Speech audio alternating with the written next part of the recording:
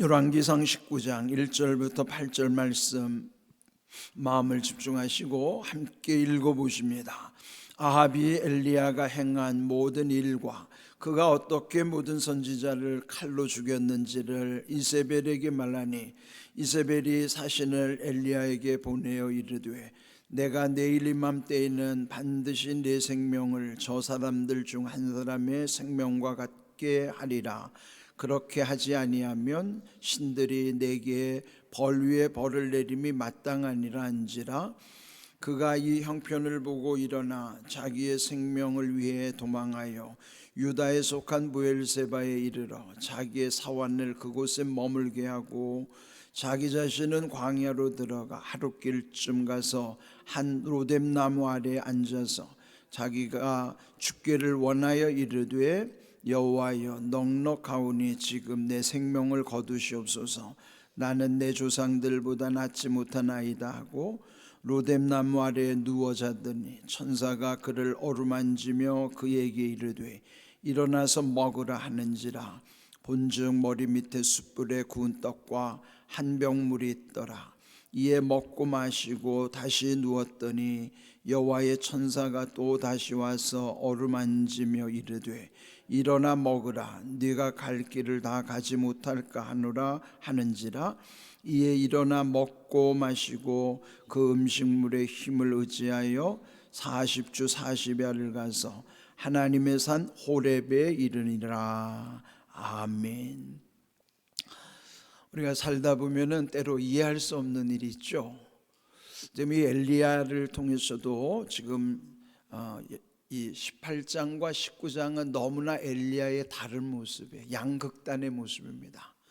우리가 앞에서 본 18장의 엘리야는 불의 선지자, 능력의 선지자로서 갈멜산 위에서 바알을 숭배하는 그 바알의 선지자 450명을 대적하면서 또 하나님이 그와 함께 하심을 만방에 드러냈던, 그래서 그 결과로 거기에 모인 바알과 아세라의 선지자들을 다 처단하고 또 기도함으로써 3년 6개월 동안 하늘이 닫혔었는데 마침내 하나님이 엘리야의 기도를 들어주셔서 하늘을 여시고 큰 비를 내려주시는 그런 엄청난 역사를 이 엘리야를 통해서 하나님이 이루신 거죠.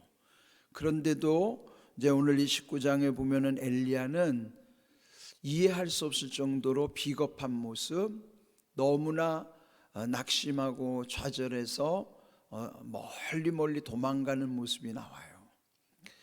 어떻게 그렇게 능력의 종이었고 불의 선지자인 엘리야가 이렇게 좌절에 빠져가지고 그렇게 나약한 모습을 보일 수가 있을까 하는 것이죠. 19장 1절을 보시면은 아합 왕이 엘리야가 행한 모든 일과 그가 어떻게 모든 선지자를 칼로 죽였는지를 자기 아내인 이세벨 왕비에게 다 가서 말해 준 거예요. 근데 갈멜산에서 있었던 사건을 집으로 돌아와서 아내 이세벨에게 자초지종을 다 설명해 준 것이죠. 그러니까 그 내용이 1절에 보면은 엘리야가 행한 모든 일, 그보다 더 중요한 것은 거기에 있던 바알과 아세라의 모든 선지자들을 칼로 어떻게 죽였는지. 이 바알과 아세라라고 하는 당시 우상 숭배 배후에 누가 있어요? 이세벨 왕비가 있는 거예요. 그러니까 이 아합 왕은 실제로 왕이라고 하지만은 뒤에서 이 여자 왕비 이세벨이 다 조종하고도 있는 것이죠. 그러니까 이 아합은 핫바지 왕이나 마찬가지예요. 그러니까 이 엘리야가 그 이야기를 들으면서 속된 말로 노발대발한 거예요. 그러면서 2절 이세벨이 사신을 엘리야에게 보내서 엄포를 놓은 것입니다. 내일 이맘때는 반드시 내 생명을 저 사람들 중 한 사람의 생명 같게 하리라. 그게 뭐예요? 네가 죽인 그 선지자들처럼 우상 숭배 선지자들처럼 네 목숨을 빼앗겠다는 거예요. 그건 뭐예요? 너를 죽이겠다. 자, 이 얘기를 들었을 때 그러면서 3절 엘리야가 이 형편을 보고 일어나 그 이세벨 왕비가 자기를 이제 찾아 죽일 거라고 하는 그 말에 두려움을 느낀 거예요. 자기의 생명을 위하여, 그러니까 목숨을 건지기 위해서 도망하였단 말이죠. 근데 도망을 어디로 가는가 보세요. 유다에 속한 부엘세바에 이르러 자기의 사환을 그곳에 머물게 하고 또 혼자서 광야로 들어가서 하룻길쯤을 더 들어간 다음 한 로댓나무 아래에 앉아서 이제 하나님께 구하기를, 죽기를 원한다는 거예요. 내 생명을 거두어 가십시오. 그러는 거. 살려고 도망갔는데 이제는 죽여달라고 하는 거예요. 예? 이게 얼마나 참 이해 안 되는 모습일까요? 그런데 사실 이게 인생인 거예요. 대단한 인생이 없습니다. 엄청난 일을 한 것 같은데도 이렇게 갑자기 이런 탈진 상태에 이를 수도 있어요. 그런데 이 도망가는 광경을 한번 보십시오. 그가 그 갈멜산에서의 결투를 벌인 거는 북왕국 이스라엘의, 그것도 북쪽에 위치해 있는 거예요. 그런데 여기 지금 부엘세바라고 하는 것은 남왕국에서도 맨 아래 끝쪽, 전체 이스라엘 지도를 보면 북은 단으로부터 이 남쪽에는 부엘세바까지라는 표현이 있었죠. 단에서부터 부엘세바까지. 그러면은 단은 가장 북쪽에 있는 경계고 남쪽에 아래 맨 최남단의 경계가 부엘세바예요. 이 엘리야는 북왕국에서부터 남쪽으로 피신했는데 남쪽의 최끝에 부엘세바까지 간 거예요. 그러니까 그 국경에, 북왕국에서 남왕국으로, 남왕국의 최남단까지, 그럼 뭐 갈 때까지 다 간 거예요. 그리고 이제 그 부엘세바에서 함께 도망했던 사환은 거기 머물게 하고 자기는 또 광야로 깊숙이 하룻길쯤을 더 들어갔다 하는 거예요.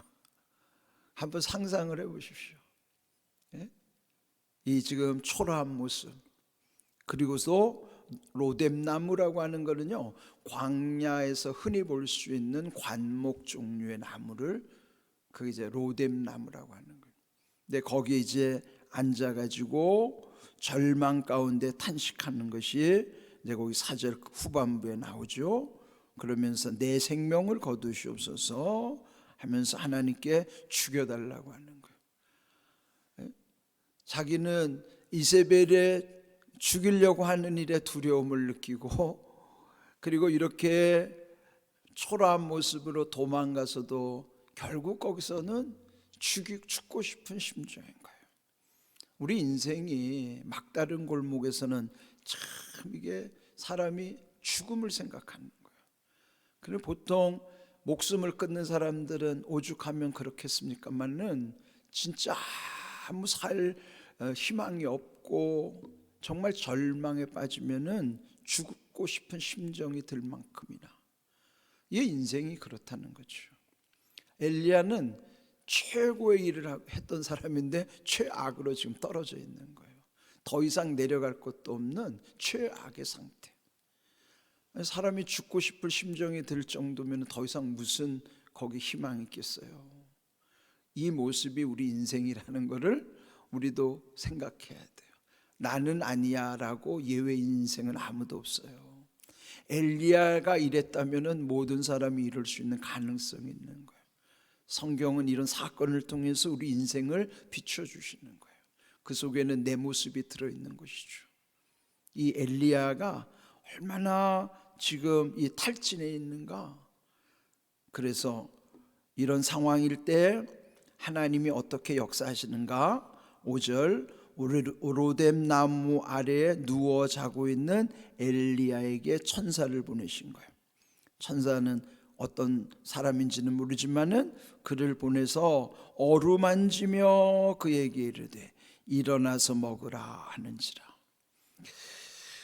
탈진했을 때 여기에 성경의 응답이에요.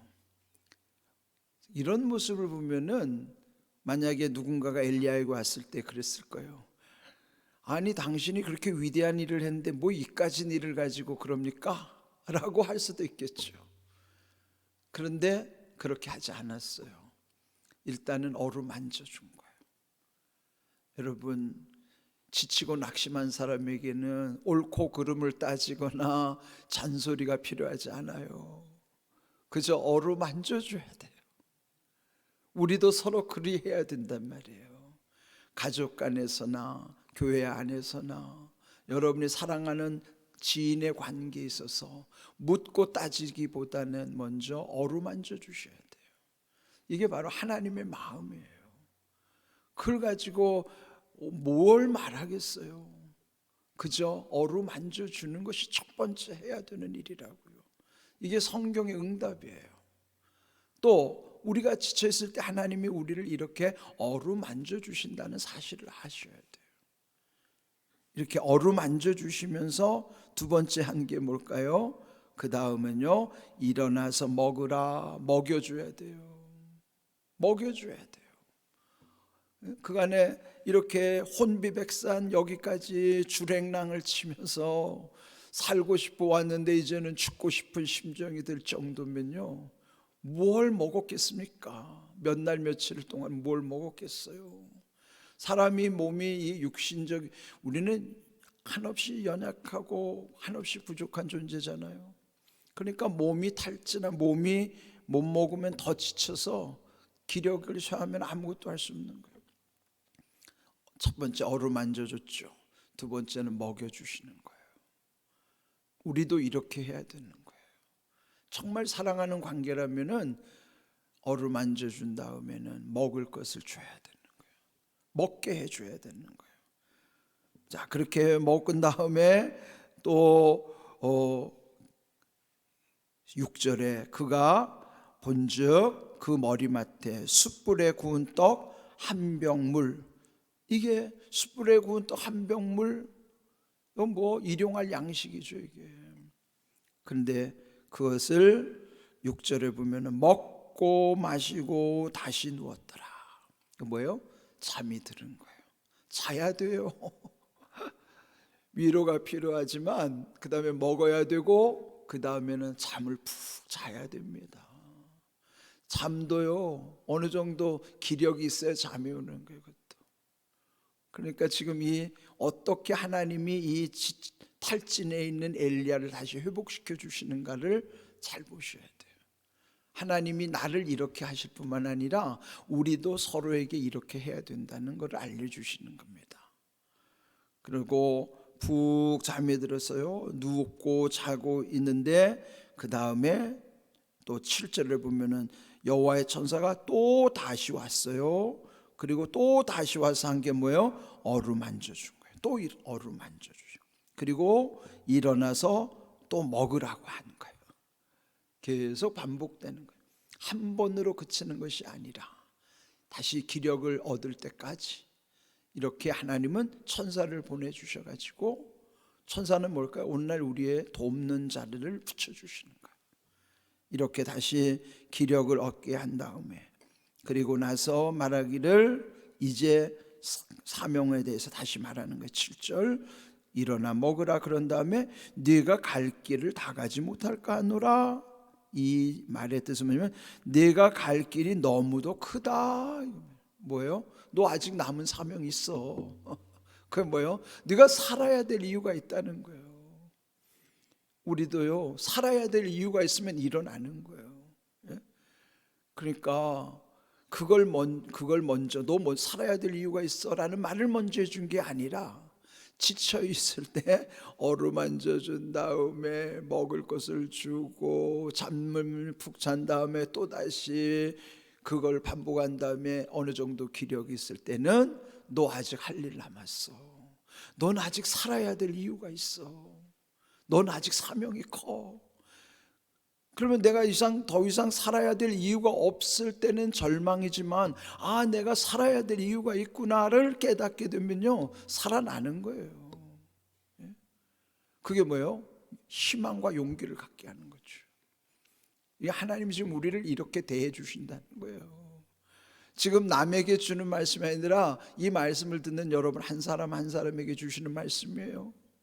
내게 주시는 말씀이란 말이죠. 우리도 인생이 이렇게 지칠 때가 있기 때문이죠.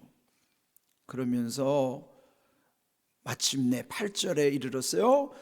이에 그가 힘을 얻은 다음에 일어나서 또 먹고 마시고 그 음식물에 힘을 의지하여, 그게 뭐예요? 몸에 힘이 있어야 된단 말이에요.